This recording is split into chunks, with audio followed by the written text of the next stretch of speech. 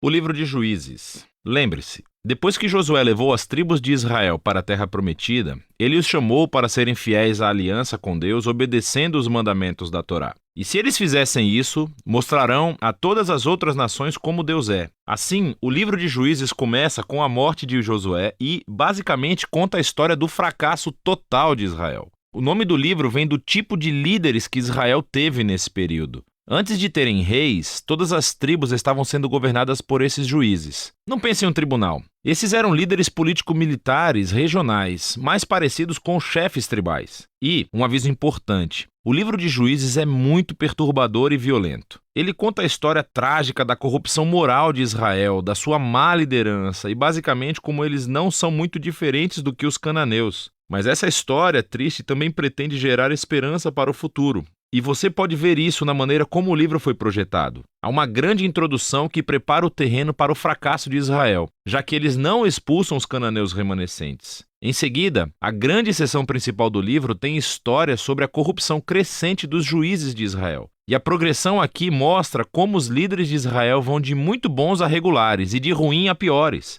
A seção final é realmente perturbadora e mostra a corrupção do povo de Israel como um todo. Então, vamos nos aprofundar e explorar cada parte um pouco mais. A sessão de abertura começa com as tribos de Israel em seus territórios na Terra Prometida. E quando Josué derrotou algumas das cidades cananeias principais, ainda havia muita terra a ser tomada e muitos cananeus vivendo nessas áreas. E assim, o capítulo 1 apresenta uma longa lista de grupos e cidades cananeias que Israel não conseguiu expulsar da terra. Lembre-se, todo o objetivo de expulsar os cananeus era evitar sua corrupção moral e a sua maneira de adorar os deuses através do sacrifício infantil. Deus havia chamado Israel para ser um povo santo, e isso não acontece. O capítulo 2 descreve como Israel tomou o lado dos cananeus e adotou todas as suas práticas culturais e religiosas. E é bem aqui que a história para. Durante quase um capítulo inteiro, o narrador nos dá uma visão geral de tudo o que está prestes a acontecer no resto do livro. Essa parte da história de Israel, diz o narrador, foi uma série de ciclos se movendo como uma espiral para baixo. Assim, Israel tornava-se como os cananeus e assim pecariam contra Deus. Deus permitiria que eles fossem conquistados e oprimidos pelos cananeus.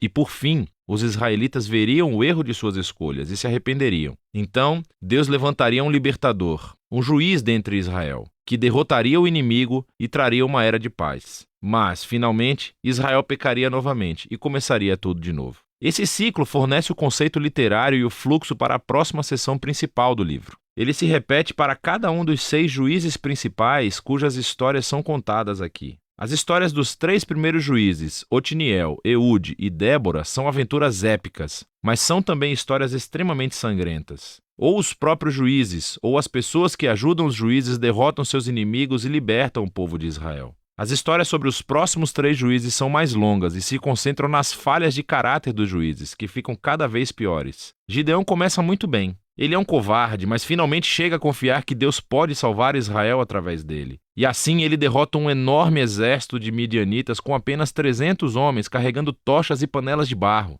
Mas Gideão tem um temperamento desagradável e mata um bando de companheiros israelitas por não ajudá-lo em sua batalha. E tudo começa a piorar. Ele fabrica um ídolo com o ouro que ganhou das suas batalhas, e depois que morre, todo Israel adora o ídolo como um deus, e o ciclo começa novamente. O próximo juiz principal é Jefté, que é uma espécie de bandido mafioso que vive nas colinas. E quando as coisas ficam realmente ruins para Israel, os anciãos vêm até ele implorando pela sua ajuda. E Jefté foi um líder muito eficaz, ele ganhou muitas batalhas contra os amonitas. Mas ele era tão pouco familiarizado com o Deus de Israel que o trata como um deus cananeu e promete sacrificar a sua filha se vencer a batalha. Essa história trágica mostra o quanto Israel caiu. Eles não conhecem mais o caráter do seu próprio Deus, o que leva ao assassinato e à falsa adoração. O último juiz, Sansão, é de longe o pior. Sua vida começa cheia de promessas, mas ele não tem consideração pelo Deus de Israel. Ele era promíscuo, violento e arrogante. Ele obteve vitórias brutalmente estratégicas sobre os filisteus, mas apenas à custa da sua própria integridade.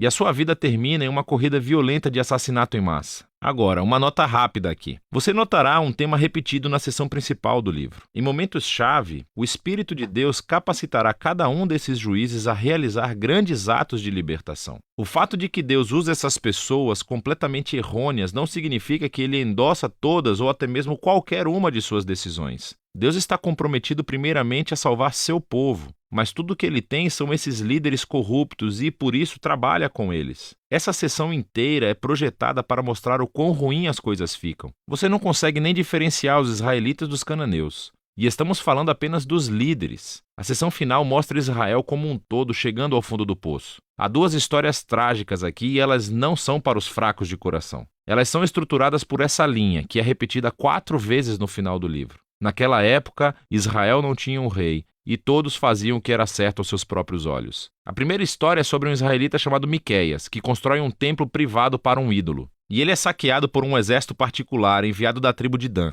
Então eles vêm e roubam tudo. E eles queimam a cidade pacífica de Laís e assassinam todos os seus habitantes. É uma história horripilante. Quando Israel se esquece do seu Deus, o poder e a força consertam as coisas. A história final do livro é ainda pior. É uma história chocante de abuso sexual e violência que leva à primeira guerra civil de Israel. É muito perturbador e esse é o objetivo. Essas histórias servem como um aviso. A queda de Israel até a autodestruição é o resultado de se afastar do Deus que os ama e que os salvou da escravidão do Egito. E agora Israel precisa ser libertado de si mesmo. O único vislumbre de esperança nessa história é encontrado nessa linha repetida na última parte do livro. Na verdade, forma a última frase da história: Israel não tem rei. E assim, o palco está montado para que os seguintes livros contem as origens da família do rei Davi, o livro de Ruth e também as origens do próprio reinado de Israel, o livro de 1 Samuel. Mas a história dos juízes tem valor como uma tragédia. É uma explicação séria da condição humana e, eventualmente, mostra a necessidade da graça de Deus para enviar um rei que resgatará o seu povo.